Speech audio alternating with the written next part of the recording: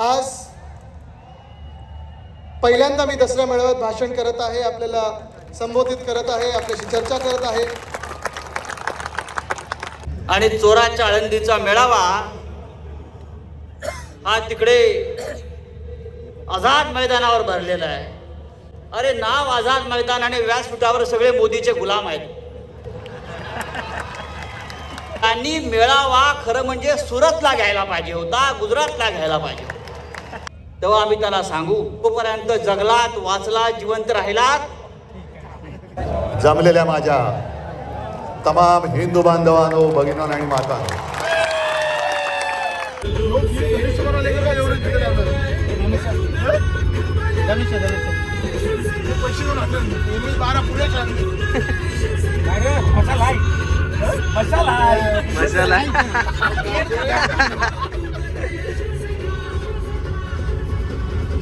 पुन्हा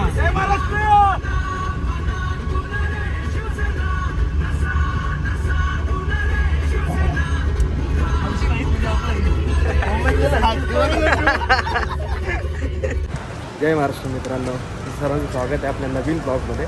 आणि आज आपण आलोय दसरा मेळाव्यात. बघा डीजेचा सेट बघा पद्धतशीर लावलाय. ही आपली पब्लिक.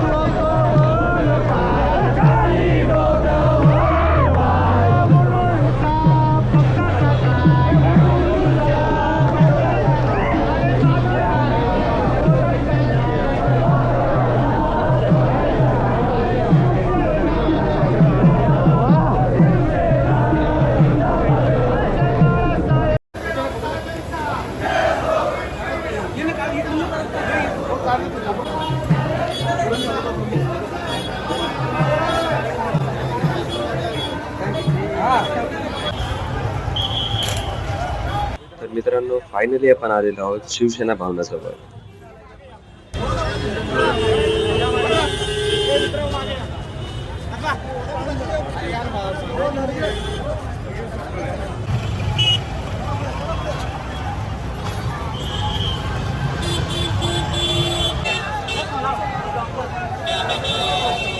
चला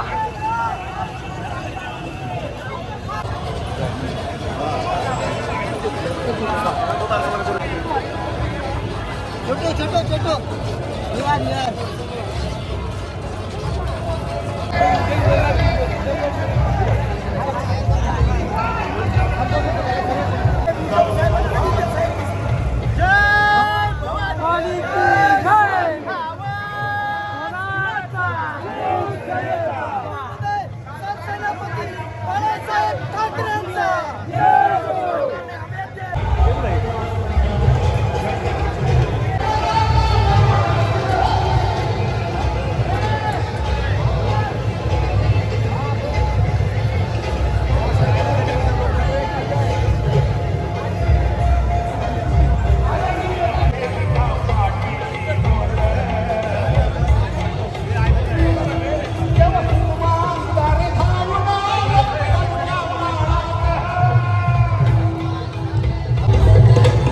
बॅग वगैरे काय असेल तर चेक.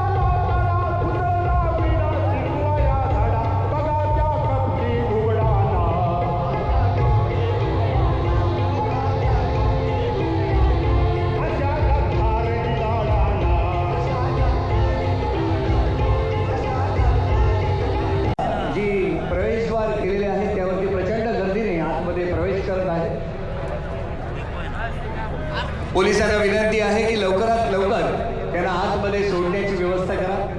त्याचबरोबर शिवसैनिकांना विनंती आहे की लवकरात लवकर आपण असं व्हावं.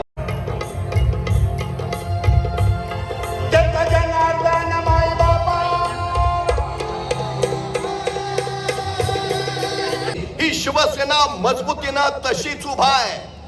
हे तेच मैदान आहे, ही तीच शिवसेना आहे आणि हा तोच दसरा मेळावा आहे.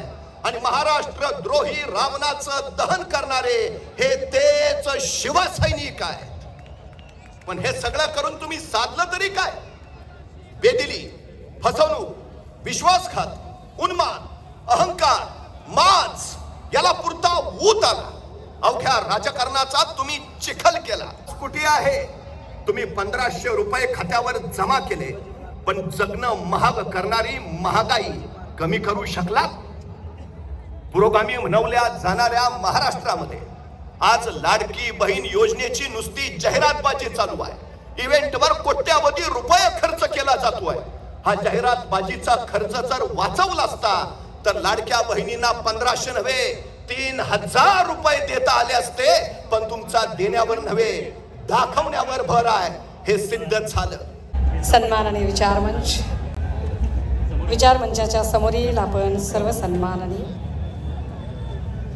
परिवर्तनाच्या लढ्यामध्ये ज्या ज्या महामानवांनी महानायिकांनी योगदान दिलं त्या सर्व महामानवांना महानायिकांना विनम्र अभिवादन करत, ज्यांच्यामुळे आम्ही मोकळा श्वास घेऊ शकतोय आणि जे आमच्यासाठी आपल्या घर संसारावर तुळशीपत्र ठेवून या देशाच्या सीमा राखत आहेत, त्या तमाम वीर जवानांना आणि त्यांच्या वीर मातांना विनम्र अभिवादन करत, ज्यांनी शिवसेनेचा वटवृक्ष वाढवला घडवला त्या वंदनीय बाळासाहेबांना अभिवादन करत, तुमच्यासारखीच मीही सन्माननीय पक्षप्रमुखांचं संबोधन ऐकायला उत्सुक आहे.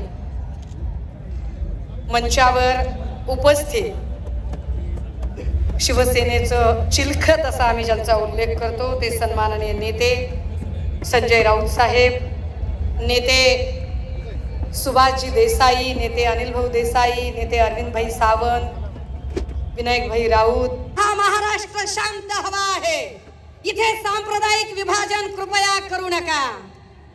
पण हे सांप्रदायिक विभाजन का केलं जाते? का? आधी ही 4-12ची चिल्लर हिंदू मुस्लिम करत होती, पण आम्ही आभार मानतो इथल्या हिंदूंचेही आणि मुस्लिमांचेही, ज्यांनी कमालीचा संयम दाखवला, ज्यांनी कमालीचा समंजसपणा दाखवला आणि यांच्या लव जिहाद किंवा ओट जिहाद अशा कुठल्याही धार्मिक विद्वेषाची पेरणी करणाऱ्या, विष पेरणी करणाऱ्या यांच्या कुठल्याही बोलण्याला त्यांनी कवडीची किंमत दिली नाही. मग त्यांनी दुसरा खेळ चालवलाय. आता हिंदू मुस्लिम कार्ड चालत नाही म्हटल्यावर मराठा ओबीसीचं कार्ड खेळण्याचा प्रयत्न आता पुन्हा त्यांच्याकडून येते. हे मराठा ओबीसीचं कार्ड खेळणारी माणसं गावगाड्याची वीण उसवण्याचा प्रयत्न करत आहेत.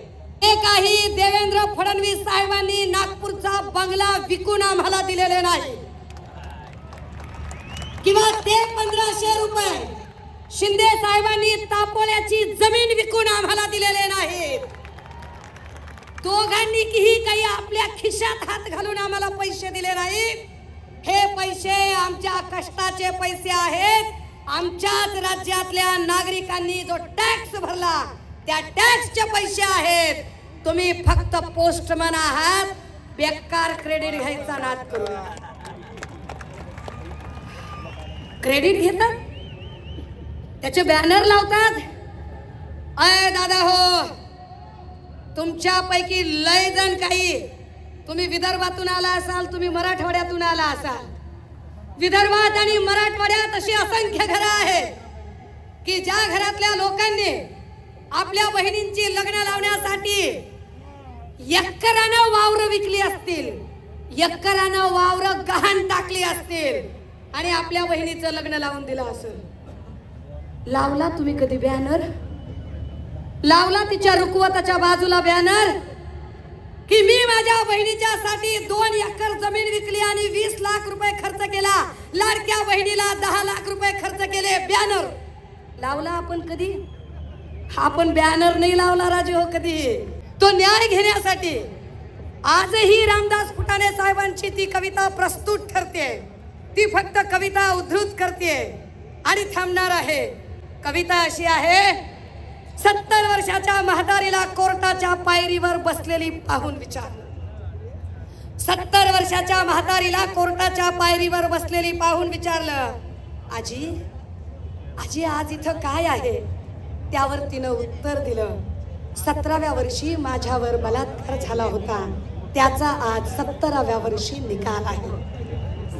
17व्या वर्षी माझ्यावर बलात्कार झाला होता, त्याचा आज 17व्या वर्षी निकाल आहे. 32 न्यायाधीश, 20 वकील, 40 शिरस्तेदार बदलून गेले. किती न्यायाधीश बदलले? आम्हाला अजूनही आमच्या पक्ष आणि चिन्हाची केस अजूनही तारीख पे तारीख मिळते. झालं 2-3 दिवसात आचारसंहिता लागते. 26 नोव्हेंबरला कारकीर्द संपते. अरे पुन्हा तुमचा न्याय मिळाला तर तो आमच्या काय कामाचा? पुन्हा तुम्ही न्याय जरी दिला तरी तो न्याय आमच्यासाठी operation is success but patient is dead म्हणण्यासारखा असेल. तो काय उपयोगाचा? 70 वर्षाची म्हातारी म्हणते, 32 न्यायाधीश, 20 वकील, 40 शिरस्तेदार बदलून गेले. निम्मे साक्षीदार मरून तर बाकीचे केव्हाच पळून गेले. कितीतरी बलात्कारित मावल्या मरून गेल्या, मी मात्र जिवंत आहे. हाच एक सवाल आहे. आणि 17व्या वर्षी झालेल्या बलात्काराचा आज 17व्या वर्षी निकाल आहे.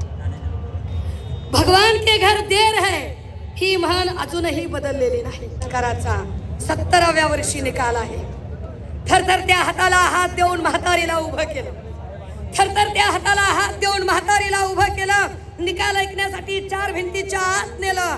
मात्र निकाल ऐकून तिचे पाय लटपटू लागले. पुराव्याअभावी काही आरोपी निर्दोष सुटून गेले. ज्यांना झाली शिक्षा ते तर कधीच मरून गेले. ज्यांना झाली, कारण एकट्या अक्षयला संपवताय पण आपटेला सोडून दिलंय, त्याचं काय? ज्यांना त्या प्रत्येक नराधमांपर्यंत आणि गद्दारांपर्यंतही पोहोचली पाहिजे. जे बोलायचं होतं ते असंच बोलायचं होतं. त्यामुळे पुन्हा त्याच्यावर दिलगिरी वगैरेचा काही प्रश्न नाही. थांबते, रजा घेते. जय हिंद, जय महाराष्ट्र. एकच विचार, ते म्हणजे हिंदू हृदय सम्राट शिवसेना प्रमुख माननीय बाळासाहेब ठाकरे. आणि तो मेळाव्याची परंपरा आज आपण या ठिकाणी गेली अनेक वर्ष साक्षीदार म्हणून या ठिकाणी आपण बसतात. दुपारी पत्रकारांनी मला प्रश्न विचारला की पलीकडे कुठेतरी एक मेळावा आहे म्हणाले. मी म्हटलं तो मेळावा आहे कुठे हे मला माहित सुद्धा नाही. परंतु या ठिकाणी छत्रपती शिवाजी महाराजांचं हिंदुत्व मानणारे, वंदनीय बाळासाहेब ठाकरेंच्या विचारावर श्रद्धा असणारे आणि आदरणीय उद्धव साहेबांच्या नेतृत्वावर नितांत प्रेम करणारा मेळावा हा शिवतीर्थावर आहे, दुसऱ्या ठिकाणी कुठे नाही. बांधवांनो, भगिनीनो, आपण लक्षात घ्या. पण मी धन्यवाद देतो मनोज जरांगे पाटलांना. त्यांनी वेळीच यांना ओळखलं आणि त्यांनी आपलं उपोषण सोडलं. कुठे आहेत छगन भुजबळ? आहेत कुठे? आणि गेल्या वर्षी देशाच्या पंतप्रधानांनी खूप मोठं लंबचौडं भाषण केलं आणि सांगितलं की बहिणींना आम्ही भाऊबीज देतो. काय भाऊबीज दिली? 10 वर्ष 1400-1200 रुपयापर्यंत सिलेंडरचे पैसे घेतले आणि 200 रुपये फक्त भाऊबीज दिली. यांना माहित आहे बहिणींना की आमचा भाऊ लबाड आहे. आणि म्हणून एकाही महिलेनं सांगावं की यांच्या नावावर आलेले 1500 रुपये एकाही महिला भगिनींना त्या ठिकाणी खात्यावर अरविंद सावंत ठेवलेले नाहीत, तर सगळ्यांनी काढून घेतले. कारण त्यांना माहित आहे हे भाऊ लबाड आहे. हे खात्यावर पैसे देऊन चालणार नाही. हे भाऊ चोर आहेत हे त्यांना सर्वांना माहित आहे. महाराष्ट्र राज्य हे पूर्णपणे त्या ठिकाणी कर्जाच्या खाईमध्ये तिथं मंत्री श्रीमान आदित्य साहेब उद्धव साहेब ठाकरे यांचा लोकांचा आवाज पुरेसा आहे आणि लोक प्रेम देत असतात, जनता प्रेम देत असते. आज पहिल्यांदा मी दसरा मेळाव्यात भाषण करत आहे, आपल्याला संबोधित करत आहे, आपल्याशी चर्चा करत आहे. आणि मनात अनेक आठवणी भरून येतात. मला आठवतं लहानपणी वर्षातला सर्वात मोठा दिवस आणि महत्त्व दिवस म्हणजे दसरा. तर दसऱ्याला काय, तर आजाचं भाषण म्हणजे वंदनीय हिंदवी सम्राट बाळासाहेब ठाकरेंचं भाषण ऐकायला लहानपणीपासून अनेकदा इथे समोर बसलेलो आहे. तेव्हा असं कार्पेट नसायचं, तिथे गवत असायचं, त्याच्यात आम्ही बसायचो. मग वडिलांचं भाषण ऐकायला. मग 2010 साली मला आठवतं, ह्याच मंचावर ह्याच दिवशी दसऱ्याच्याच दिवशी युवासेना स्थापन केली होती आणि माझ्या आजोबांनी वंदनीय हिंदवी सम्राट बाळासाहेब ठाकरेंनी तलवार तर हातात दिली, पण ताकद दिली, आशीर्वाद दिले, प्रेरणा दिली, बळ दिलं की आदित्य लढ, ह्या महाराष्ट्रासाठी लढ, या मातीसाठी लढ, या देशासाठी लढ. असं आहे की आजचा दिवस, हे साल 2024 कदाचित योगायोग असेल, कदाचित माझ्या आजोबांचा आशीर्वाद असेल, कदाचित पंजोबांचा आशीर्वाद असेल आणि आहेच.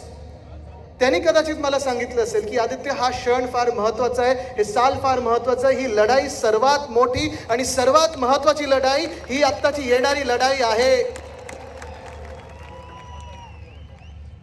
मला आठवतं 6 जानेवारीला अरविंद सावंत साहेबांसाठी मी गिरगावमध्ये सभा घेतली होती आणि सुरू केलेला आपण लोकसभेचा आपला प्रचार सुरू केला होता आणि त्यावेळी मी सांगितलं होतं की गेले 5 वर्ष ज्या लोकसभेत आपल्याला परिवर्तन घडवायचं, ज्या लोकसभेमध्ये आपल्याला बदल घडवायचा आहे, ते साल आलेलं आहे. आणि तसंच मी सांगतो, 2 वर्ष ज्या क्षणाची आपण वाट पाहत होतो, ज्या वर्षाची आपण वाट पाहत होतो, 2024ची निवडणूक कधी लागणार, राज्याची निवडणूक कधी लागणार. पण राजन विचारे साहेब, जर आता आपण पाहिलं, एकनाथ शिंदेंनी, मिंदे सरकारनी, या भाजपनी, या खोके सरकारनी जेवढे ह्या महाराष्ट्रात भ्रष्टाचार करून लुटलेला आहे, तर एचा जर आकडा करायचा असतील तर 100 भ्रष्टाचार असतील, बीचा जर आकडा करायचा असतील तर 100 भ्रष्टाचार असतील. असे A to Z हे कितीतरी आपण पाहिलं तर प्रत्येक अक्षराला वेगळे असे अनेक भ्रष्टाचार करून ठेवलेले आहेत. मी भ्रष्टाचार तो उघड केला होता आणि त्यावेळी प्रधानमंत्री महोदयाने सांगितलं होतं की प्रधानमंत्री महोदय, ह्याच्यात नाव तुमचं खराब होणार आहे, बदनामी तुमची होणार आहे, तुमच्या हातातून हे भ्रष्टाचारी काही कामं करून घेत आहेत, तुमच्याकडून भूमिपूजन ज्या गोष्टींची करत आहेत, कधी ती गोष्ट होणार नाही, या मुंबईत ही कामं कधी सुरू होणार नाहीत. पण रावते साहेब, 6,000 कोटीचा मागचा घोटाळा रस्त्यांचा जेव्हा मी हा घोटाळा उघड केला तेव्हा मुंबई महानगरपालिकेला मान्य करायला लागला आणि 1,000 कोटी मुंबईचे वाचवायला लागले, मुंबईचे कमी करायला लागले. आणि तरी देखील मी आज सांगतो, अजूनही 5,000 कोटीचा घोटाळा हा आपल्या डोळ्यात देखत आहे. आणि म्हणून आता आज किती वेळा म्हणणार मला माहित नाही, पण असे म्हणत आपल्याला आपल्यामध्ये व्यस्त ठेवत, आपल्याला जातीय दंगलींमध्ये असेल, धर्मांच्या दंगलींमध्ये असेल, काही वादांमध्ये असेल, काही वेगळ्या विचारांमध्ये असेल, आपल्याला व्यस्त ठेवून हे खोके सरकार जे आहे, 50 खोके तर खाल्ले, पण प्रत्येक दिवशी हे सरकार खोके आणि खोके महाराष्ट्रातून काढत आहे, मुंबईतून काढत आहे. जसा मागच्या वर्षीचा रस्त्याचा घोटाळा होता, या वर्षी देखील त्यांनी 6,000 कोटीचा रस्त्याचा घोटाळा केलेला आहे. मी आज मुंबई महानगरपालिकेच्या आधीच्या पण आयुक्तांना सांगत आहे आणि आत्ताच्या पण आयुक्तांना सांगत आहे, याद राखा, जर तुम्ही याच्यावर सही केली तर 1 तरी रुपया तुम्ही त्या कॉन्ट्रॅक्टरला दिला, 1 तरी रुपया तुम्ही या खोके सरकारला दिला. एका महिन्यात आमचं सरकार येत आहे, आल्यानंतर तुम्ही विचार करा, आत राहायचं आहे की बाहेर थांबायचं आहे. त्या डॅव्हॉस मधून आमच्या एका दौऱ्यातून, 4 दिवसाच्या दौऱ्यातून आम्ही या महाराष्ट्रासाठी 80,000 कोटीची गुंतवणूक आणून दाखवली होती. पण हेच मिंदे सरकार, हेच खोके सरकार गेलं डॅव्हॉसला, मागच्या वर्षी पण गेलं, या वर्षी पण गेलं. आणि तुम्हाला आश्चर्य वाटेल, 24 तासात आणि दुसऱ्या वेळी 28 तासात 40 ते 45 कोटी ह्या 2 दिवसाच्या दौऱ्यांमध्ये उडवलेले आहेत. 40 ते 45 कोटी. खैरे साहेब, शक्य आहे का एवढं उडवणं? शक्यच नाही. पण ह्या माणसांनी उडवून दाखवले. आज आपण बघतोय आनंद शिर्यात घोटाळा, युनिफॉर्म मध्ये घोटाळा, रस्त्यामध्ये घोटाळा, स्ट्रीट फर्निचर मध्ये घोटाळा, झाडांच्या कुंड्यांमध्ये घोटाळा, झाडे लावण्यात घोटाळा, मुंबईचे कुठचेही महामार्ग असतील घोटाळा, सॅनिटरी पॅड वेंडिंग मशीन मध्ये घोटाळा, सॅनिटरी पॅड मध्ये घोटाळा तर एवढे घोटाळे झालेले आहेत की अनेक फायली आपल्याकडे पडलेल्या आहेत. मी तर वाट पाहतच आहे, आपलं सरकार आल्यानंतर प्रत्येकाची फाईल काढणार आहे. मग तुम्ही मंत्री असाल ह्या सरकारमधले, तुम्ही राजकीय लोक असाल किंवा अधिकारी असाल, हा महाराष्ट्र तुम्हाला सोडणार नाही, आत टाकल्याशिवाय थांबणार नाही. ही लूट यांचं शक्ती स्थान इथे पाठीमागे जणू काही आता तुम्हाला आशीर्वाद देत होतं. त्यामुळे हे शिवतीर्थ सुद्धा तुम्हाला ही वास्तू तथास्तू म्हटल्याशिवाय राहणार नाही. तुमच्या मनातल्या सगळ्या इच्छा नक्की पूर्ण होतील. अरे आवाज कुणाचा? हिंदू हृदय सम्राट वंदनीय शिवसेना प्रमुख बाळासाहेब ठाकरे यांचा, पक्ष प्रमुख उद्धव साहेब ठाकरे यांचा. आणि आता मी विनंती करतो हिंदू हृदय सम्राट शिवसेना प्रमुख आदरणीय बाळासाहेब ठाकरे यांना अभिवादन करतो. रश्मी वहिनी आलेल्या आहेत, त्यांनाही जय महाराष्ट्र. व्यासपीठावरील सर्व शिवसेनेचे नेते, उपनेते, आमदार,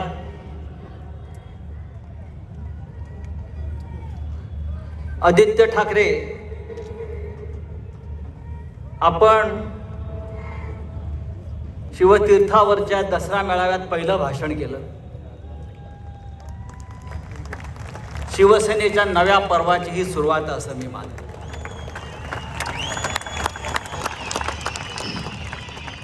आदि शक्ती तू ये, आदि माये तू ये, अनादि शक्ती तू ये, असुरांचा संहार कराया मशाल हाती दे.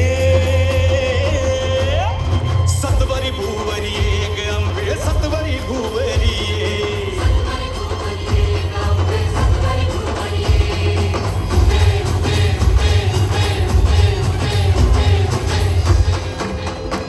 शिवसेना पक्ष प्रमुख उद्धव साहेब ठाकरे यांचा. आणि चोराच्या आळंदीचा मेळावा हा तिकडे आझाद मैदानावर भरलेला आहे. अरे नाव आझाद मैदान आणि व्यासपीठावर सगळे मोदीचे गुलाम आहेत.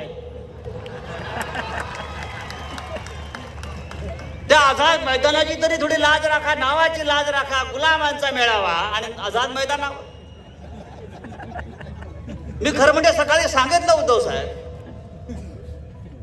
या मेळाव्याला 50-55 वर्ष झाली माननीय शिवसेना प्रमुखांनी सुरू केलेला हा मेळावा. आणि तिकडे आझाद मैदानावर आज मेळावा घेत आहे. त्यांनी मेळावा खरं म्हणजे सुरतला घ्यायला पाहिजे होता, गुजरातला घ्यायला पाहिजे होता. कारण त्यांच्या पक्षाचा जन्म शिवतीर्थावर किंवा महाराष्ट्रात झाला नसून सुरतच्या गर्भातून त्यांचा जन्म झाला. आपलं जेव्हा सरकार येईल महाराष्ट्रात 2 महिन्यांनी, तेव्हा आम्ही त्यांना सांगू, तोपर्यंत जगलात, वाचला, जिवंत राहिलात तर तुमचा मेळावा हा सुरतला घ्या. ते तुमचं जन्मस्थान आहे, महाराष्ट्र नाही.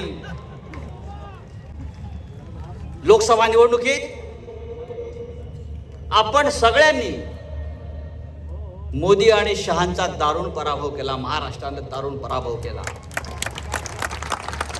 त्याच्यामुळे हा आजचा मेळावा नुसता दसरा मेळावा नसून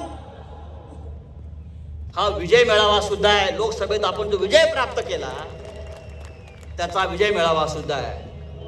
आणि आणखीन 2 महिन्यांनी आपल्याला इथे विजय मेळावा घ्यायचा आहे. त्या विजय मेळाव्यावरती शिवसेनेचा मुख्यमंत्री व्यासपीठावरती असेल. माननीय उद्धव साहेब, तुम्हाला या राज्याचं नेतृत्व करावं लागेल.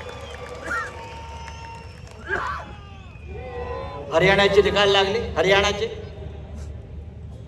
गंमत आहे. आता निकाल लागले हरियाणात आणि पेढे वाटतात फडणवीस. काय तर म्हणे आम्ही हरियाणाप्रमाणे महाराष्ट्रामध्ये विजय प्राप्त करू. छाती फुगवून इकडे चालतायत. निवडणुका होऊ द्या, तुमच्या छातीची हवा टाचणी मारून कमी करू.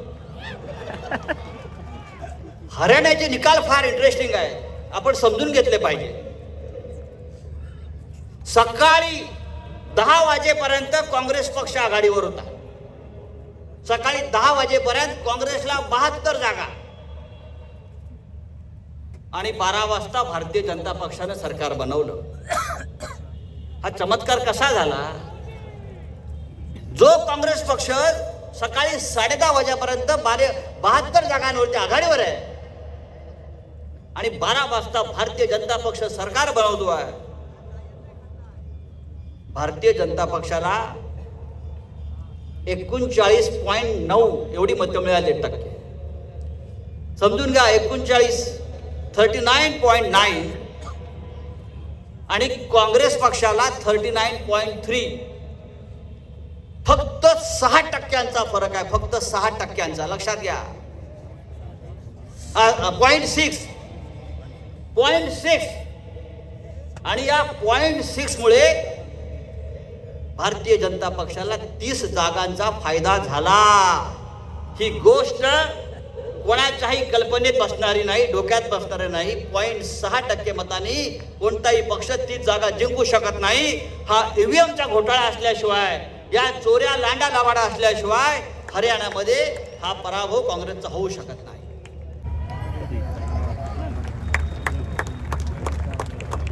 आणि त्याचबरोबर तुळजापूरवरून आई भवानीची मशाल आलेली आहे.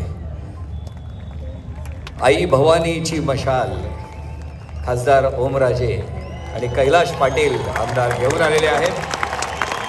पक्षप्रमुख उद्धवसाहेब ठाकरे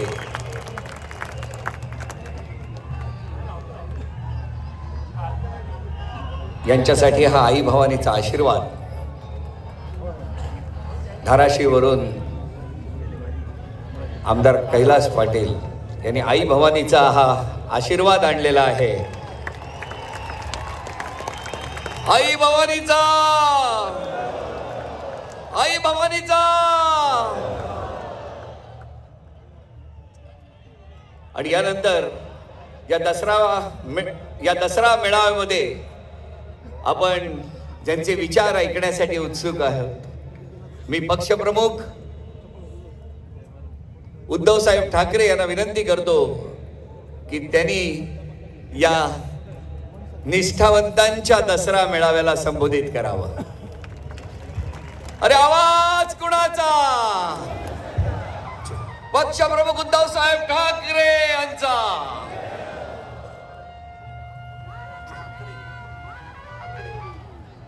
बातम्या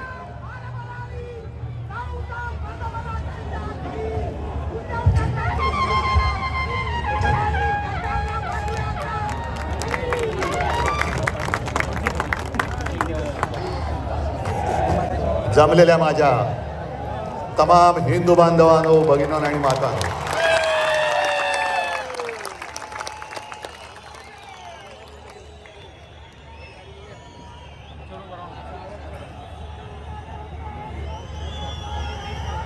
सर्वप्रथम आपल्याला सर्वांना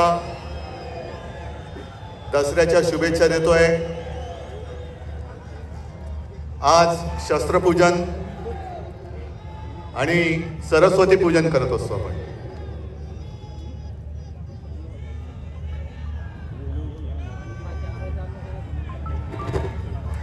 प्रत्येकाकडे वेगळी वेगळी शस्त्र असतात. कोणाकडे तलवार आहे, कोणाकडे गन आहे, कोणाकडे मशीन गन आहे, पण आमच्याकडे लढवय्या मन आहे.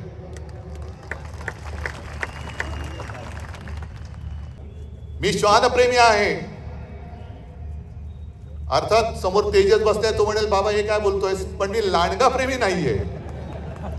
लांडग्यावरती प्रेम करणारं एवढं औदार्य माझं नाहीये. हे लांडगे वाघाचं कातड पांघरण्याचा प्रयत्न करतायत. काय काय उघडं पडते त्यांना माहिती नाहीये,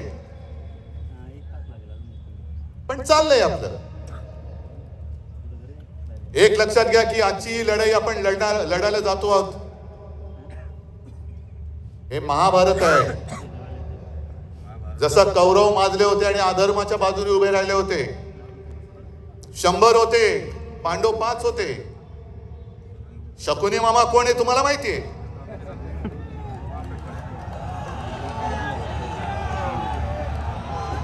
पण कौरवांची जी मस्ती होती की तुम्हाला आम्ही सुईच्या अग्रावर मावेल एवढी सुद्धा जमीन देणार नाही, तीच वृत्ती या भाजपची आहे. या देशात दुसरा कोणताही पक्ष शिल्लक राहता कामा नये. फक्त आणि फक्त भाजप राहायला पाहिजे. मग सुईच्या अग्रावर जमीन जरी मावली नाही तरी सुईची अग्र तुमच्या कुठे टोचेल. आणि आता तलवारी आहेत. तुम्ही आम्हाला संपवायला निघालात. किती मस्ती करणार. ज्यांनी तुम्हाला संकट काळामध्ये साथ दिली, मी काल परवाकडे बोललो की पाप आमचं आहे की महाराष्ट्रामध्ये यांना कोणी विचारत नव्हतं, तेव्हा आम्ही यांना खांद्यावरती घेऊन पूर्ण महाराष्ट्र फिरवला. आज सुद्धा आमची इच्छा आहे की भाजपला आम्हाला राजकारणामध्ये खांदा द्यायचा आहे. ही वृत्ती संपवावीच लागेल. मी आणि फक्त मीच, दुसरं कोणी नाही. हे नाही चालणार. पण महाभारत मी एवढ्यासाठी म्हणालो की जशी परिस्थिती अर्जुनाची झाली होती, अरे मी कोणाशी लढू. माझेच सगळे आप्तसोखे माझ्या समोर आहेत, शस्त्र घेऊन उभे राहिलेले आहेत. ज्यांना मी घरातलं माझं मानलं, ज्यांना मी मोठं केलं, तीच नालायक माणसं आज माझ्यासमोर माझ्यावरती वार करायला की शेवटी आपलं कोणी नसतं. आपल्या समोर जो उभा राहत होता आपला शत्रू आणि आपल्या सोबत राहत होता आपला मित्र, शत्रू समोर उभा आहे त्याच्याकडे ना बघू नकोस, त्याला पहिला तुला ठेचलाच पाहिजे, ठेचावाच लागेल. आणि हीच शिकवण आम्हाला छत्रपती शिवाजी महाराजांनी दिली. म्हणजे माझे आजोबा प्रबोधनकार जे नेहमी सांगायचे की कृष्णाने गीता सांगितल्या अर्जुनाला, कारण अर्जुन धर्मगळीत झाला. महिलेवरती अत्याचार एवढ्यासाठीच बांधायचं. आईवरती आता जे महिलांवरती अत्याचार चाललेले आहेत आणि हे लगेच कोण देवा भाऊ, हा भाऊ, अरे काय इतर वेळेला सगळं खाऊ. पण जसं त्या ठाण्यामध्येच ना, ठाणे जिल्ह्यात असं वृत्त जे काय आहात ते करता येईल की नाही झाले. नाही तर आता या 21 तारखेला का 8 नोव्हेंबरला ते रिटायर होणार. न्यायदेवतेच्या डोळ्यावरती पट्टी असते, तिला समोरचं कोण लहान आहे का मोठा आहे हा फरक नसतो. पण एखादा धृतराष्ट्रासारखा जर का तिकडे बसला आणि समोर लोकशाही रूपी द्रौपदीचं वस्त्रण होताना सुद्धा माझं पुढे काय होणार ह्याची चिंता करत असेल, तर मग मी म्हणेन तुम्ही रिटायर झाल्यानंतरच मी तुमच्याबद्दल बोलेन. कारण आता बोललं तर तुम्ही इतर वेळेला तारीख पे तारीख, पण आता काय बोललं तर मी घरी पोहोचेपर्यंत तुमचा हातोडा पडेल डोक्यामध्ये.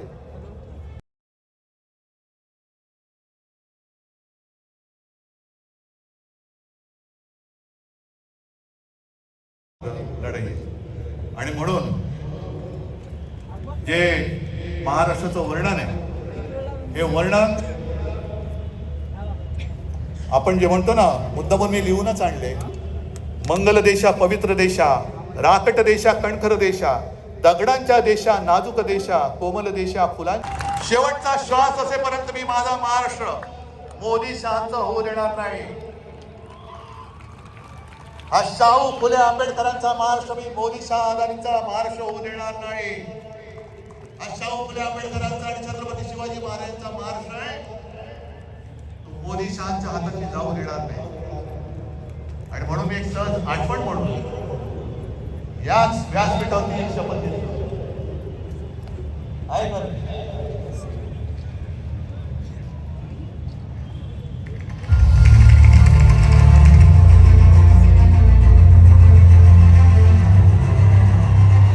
छत्रपती शिवाजी महाराजांना वंदन करून आणि माझ्या आई वडिलांचे स्मरण करून मी उद्धव बाळासाहेब ठाकरे ईश्वर साक्ष शपथ घेतो की कायद्याद्वारे स्थापित झाले आहे अशा भारतीय संविधानाबद्दल मी खरी श्रद्धा व निष्ठा बाळगेन. मी भारताची सार्वभौमता व एकात्मता उन्नत राखेन. मी महाराष्ट्र राज्याचा मुख्यमंत्री म्हणून माझी कामे निष्ठापूर्वक व शुद्ध बुद्धीने पार पाडेन आणि संविधान व कायदा यानुसार सर्व तऱ्हेच्या लोकांना मी निर्भयपणे व निस्पृहपणे तसेच कोणाच्याही विषयी ममत्वभाव किंवा आकस न बाळगता न्याय वागणूक देईन. मी उद्धव बाळासाहेब ठाकरे ईश्वर साक्ष शपथ घेतो की महाराष्ट्र राज्याचा मुख्यमंत्री म्हणून माझ्या विचारार्थ आणली जाईल किंवा मला न्याय होईल अशी कोणतीही बाब असा मुख्यमंत्री म्हणून माझी कामे यथायोग्य पार पाडण्यासाठी आवश्यक असेल ते खेरीज करून एरवी मी कोणत्याही व्यक्तीला किंवा व्यक्तींना प्रत्यक्षपणे एक स्वाभिमानी महाराष्ट्र प्रेमी म्हणून शपथ घेतो की 106 हुतात्म्यांच्या बलिदानातून मिळालेला महाराष्ट्र मी लुटारू आणि दरोडेखोरांच्या हाती जाऊ देणार नाही. मी शपथ घेतो की छत्रपती शिवराय व हिंदू हृदय सम्राट शिवसेना प्रमुख बाळासाहेब ठाकरे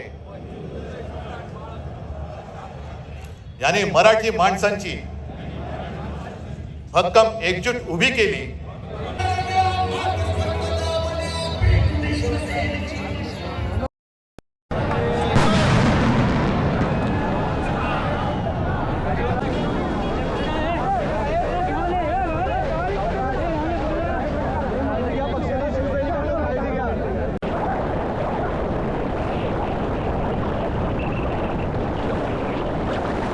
हे बघा मित्रांनो, तारा असो सेल्फी पॉईंट नेला उचलून झरीला बोलतं पाहिजे.